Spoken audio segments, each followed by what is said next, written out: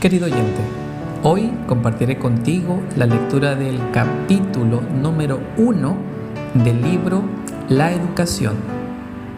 Tiene como título La fuente de la verdadera educación y su propósito. Dos versículos nos acompañan a la lectura de este capítulo. Proverbios 9:10 nos dice la palabra de Dios: el conocimiento del Santísimo es la inteligencia. Job 22:21 vuelve ahora en amistad con Él. Nuestro concepto de la educación tiene un alcance demasiado estrecho y bajo. Es necesario que tenga una mayor amplitud y un fin más elevado. La verdadera educación significa más que la prosecución de un determinado curso de estudio. Significa más que una preparación para la vida actual. Abarca todo el ser y todo el periodo de la existencia accesible al hombre. Es el desarrollo armonioso de las facultades físicas, mentales y espirituales. Prepara al estudiante para el gozo de servir en este mundo y para un gozo superior proporcionado por un servicio más amplio en el mundo venidero. Las Sagradas Escrituras, cuando señalan al Ser Infinito, presentan en las siguientes palabras la fuente de semejante educación. En Él están escondidos todos los tesoros de la sabiduría. Suyo es el consejo y la inteligencia. El mundo ha tenido sus grandes maestros, personalidades de intelecto gigantesco y gran espíritu de investigación. Hombres cuyas declaraciones han estimulado el pensamiento y han abierto la vista a los amplios campos del conocimiento. Y estos hombres han sido honrados como guías y benefactores de su raza, pero hay uno superior a ellos. Podemos rastrear la ascendencia de los maestros del mundo hasta donde alcanzan los informes humanos, pero antes de ellos estaba la luz. Así como la luna y los planetas de nuestro sistema solar brillan por la luz que refleja el sol, los grandes pensadores del mundo, en los que tenga de cierto su enseñanza, reflejan los rayos del sol de justicia. Todo rayo del pensamiento, todo destello del intelecto procede de la luz del mundo. En estos tiempos se habla mucho de la naturaleza e importancia de la educación superior. Aquel con quien está la sabiduría y el poder, y de cuya boca viene el conocimiento y la inteligencia, imparte la verdadera educación superior. Todo verdadero conocimiento y desarrollo tienen su origen en el conocimiento de Dios. Donde quiera que nos dirijamos, al dominio físico, mental y espiritual, cualquier objeto que contemplemos fuera de la marchitez del pecado, en todo vemos revelado este conocimiento. Cualquier ramo de la investigación que emprendamos, con el sincero propósito de llegar a la verdad, nos pone en contacto con la inteligencia poderosa e invisible que trabaja en todas las cosas y por medio de ellas. La mente del hombre se pone en comunión con la mente de Dios, lo finito con lo infinito. El efecto que tiene esta comunicación sobre el cuerpo, la mente y el alma sobrepuja toda estimación. En esta comunión se halla la educación más elevada. Es el método propio que Dios tiene para lograr el desarrollo del ser humano. Vuelve ahora en amistad con Dios. Es su mensaje para la humanidad. El método presentado en estas palabras fue el que se utilizó en la educación del padre de nuestra especie. Así instruyó Dios a Adán cuando, en la gloria de una virilidad exenta de pecado, habitaba en el sagrado jardín del Edén. A fin de comprender qué abarca la obra de la educación, necesitamos considerar tanto la naturaleza del ser humano como el propósito de Dios al crearlo. Hemos de considerar también el cambio que sufrió la humanidad por la introducción del conocimiento del mal y el plan de Dios para cumplir, sin embargo, su glorioso propósito en la educación de la especie humana. Cuando Adán salió de las manos del Creador, llevaba en su naturaleza física, mental y espiritual la semejanza de su Hacedor. Creó Dios al hombre a su imagen, con el propósito de que cuanto más viviera, más plenamente revelar esa imagen, más plenamente reflejara la gloria del Creador. Todas sus facultades eran susceptibles de desarrollo. Su capacidad y su fortaleza debían aumentar continuamente. Vasta era la esfera que se ofrecía a su actividad. Glorioso el campo abierto a su investigación. Los misterios del universo visible, las maravillas del que es perfecto en sabiduría, invitaban al hombre a estudiar. Tenía el alto privilegio de relacionarse íntimamente cara a cara con su Creador. Si hubiera permanecido leal a Dios, todo esto le hubiera permanecido para siempre. A través de los siglos eternos, hubiera seguido adquiriendo nuevos tesoros del conocimiento, descubriendo nuevos manantiales de felicidad y obteniendo conceptos cada vez más claros de la sabiduría, el poder y el amor de Dios. Habría cumplido cada vez con más eficacia el objeto de su creación. Habría reflejado cada vez más la gloria del Creador. Pero por su desobediencia perdió todo esto. El pecado mancilló y casi borró la semejanza divina.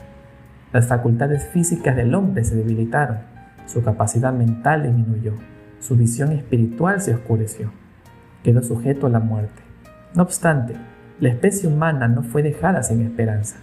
Con infinito amor y misericordia había sido diseñado el plan de salvación y se le otorgó una vida de prueba.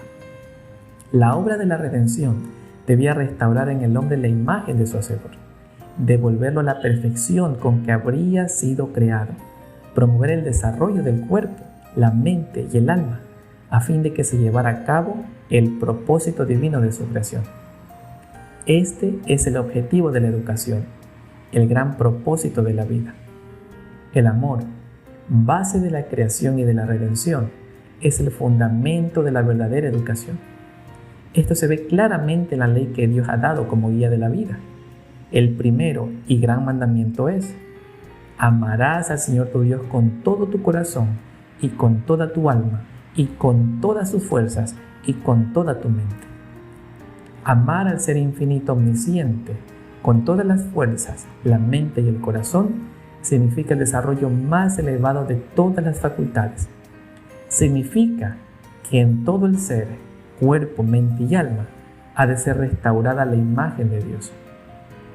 Semejante al primer mandamiento es el segundo: amarás a tu prójimo como a ti mismo.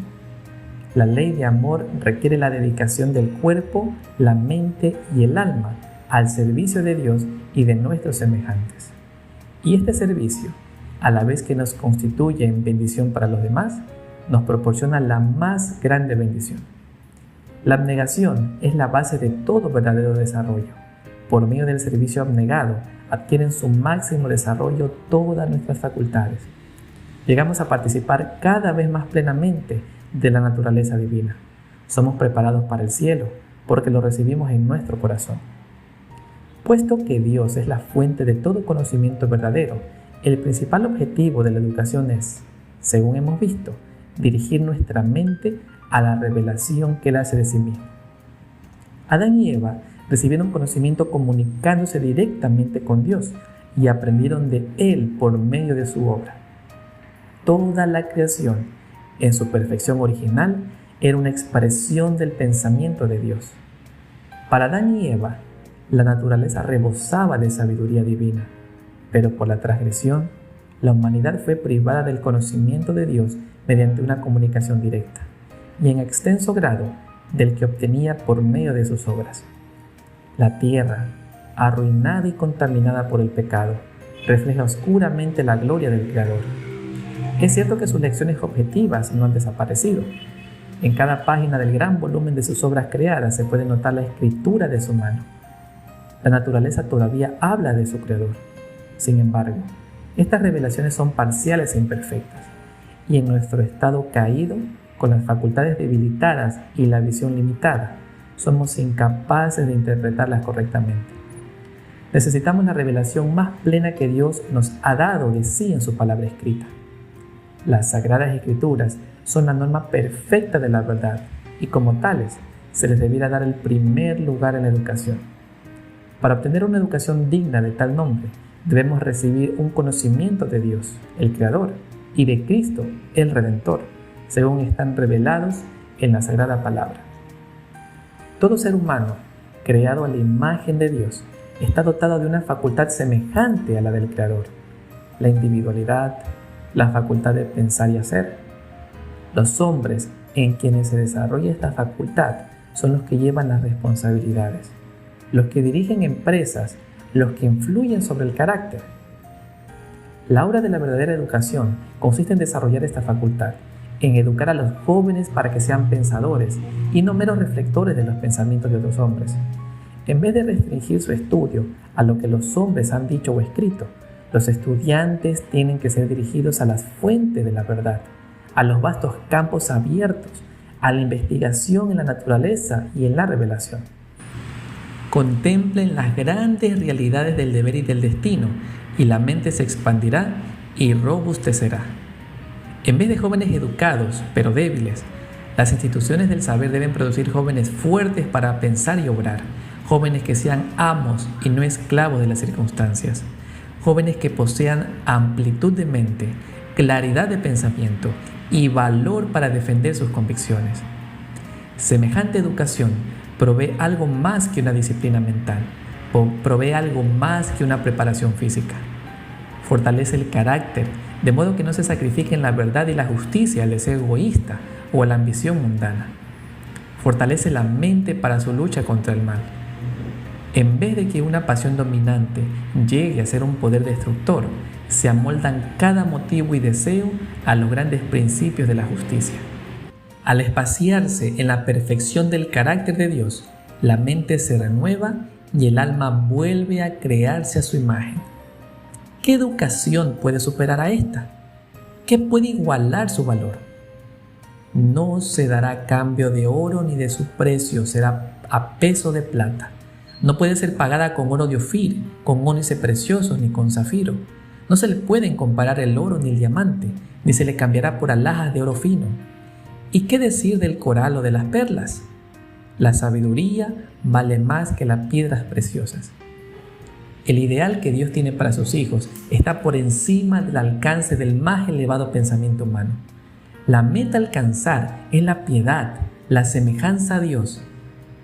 Ante el estudiante se abre un camino de progreso continuo. Tiene que alcanzar un objetivo, lograr una norma que incluye todo lo bueno, lo puro y lo noble.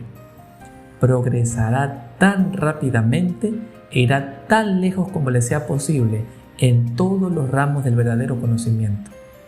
Pero sus esfuerzos se dirigirán a fines mucho más elevados que el mero egoísmo y los intereses temporales, cuanto son más altos los cielos que la tierra.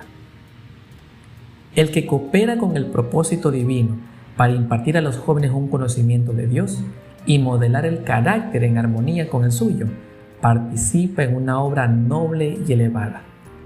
Al despertar el deseo de alcanzar el ideal de Dios, presenta una educación tan elevada como el cielo y tan amplia como el universo. Una educación que no se puede completar en esta vida, sino que continuará en la venidera. Una educación que asegura al estudiante de éxito su pasaporte de la escuela preparatoria de la tierra a la superior, la celestial. Querido oyente, gracias por haberme acompañado en la lectura del capítulo titulado La fuente de la verdadera educación y su propósito. Que nuestro Creador y Redentor te siga bendiciendo.